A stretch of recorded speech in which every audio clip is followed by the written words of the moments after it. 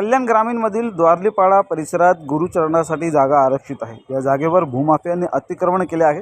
त्याच्या विरोधात कल्याणमधील काही सामाजिक कार्यकर्त्यांनी केडीएमसीकडे तक्रार करून संबंधित जागेवरील अतिक्रमण हटवण्यात यावे, ती जागा गुरुचरणासाठी मोकळी करण्यात यावी अशी मागणी केली। या मागणीकडे प्रशासनाकडून दुर्लक्ष करण्यात येत आहे। यापूर्वी या विरोधात एक आंदोलनही करण्यात आलं होतं, तरी देखील प्रशासनाने दखल घेतली नाही। अखेर सामाजिक कार्यकर्ते सौरभ पांडे आणि सौरभ सिंग यांनी पुन्हा केडीएमसीच्या ई प्रभागासमोर अनोखे आंदोलन केलं। केडीएमसी आयुक्ताच्या प्रतिकात्मक फोटोचे पूजन करून शेण खाऊ घातले। या प्रकरणी केडीएमसीचे सहाय्यक आयुक्त चंद्रकांत जगताप यांनी सांगितले की या संदर्भातील कारवाई सुरू केली आहे।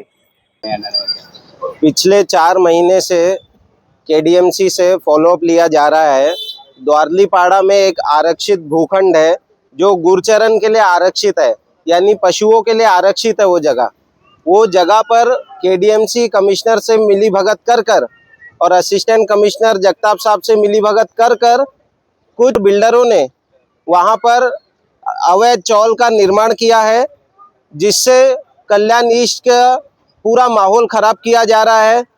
काफ़ी बार फॉलोअप लिया गया और बताया गया केडीएमसी के अधिकारियों को कि ये ज़मीन हमारे पशुओं के लिए है, इसे खाली कराई जाए, इस पर कार्रवाई की जाए, किंतु जानबूझकर केडीएमसी के अधिकारी इस पर कार्रवाई नहीं कर रहे हैं। फिर हमने एक आंदोलन किया।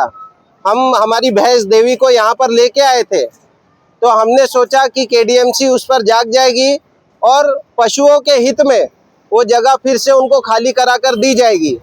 किंतु ये इतने मोटी चमड़ी के सुअर हैं कि इन लोग से इनको कितना भी मारो, कितना भी बोलो, इनको कुछ फर्क पड़ेगा ही नहीं। इतना मजबूत गड्डी मिला है इनको कि ये कार्रवाई करेंगे ही नहीं।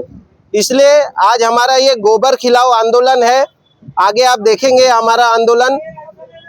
इस बार ये गोबर खिलाओ आंदोलन यदि कार्रवाई नहीं हुई तो इसके बाद जो आंदोलन होगा वो और भी खतरनाक और बहुत ज़्यादा ही तीव्र होगा। धन्यवाद।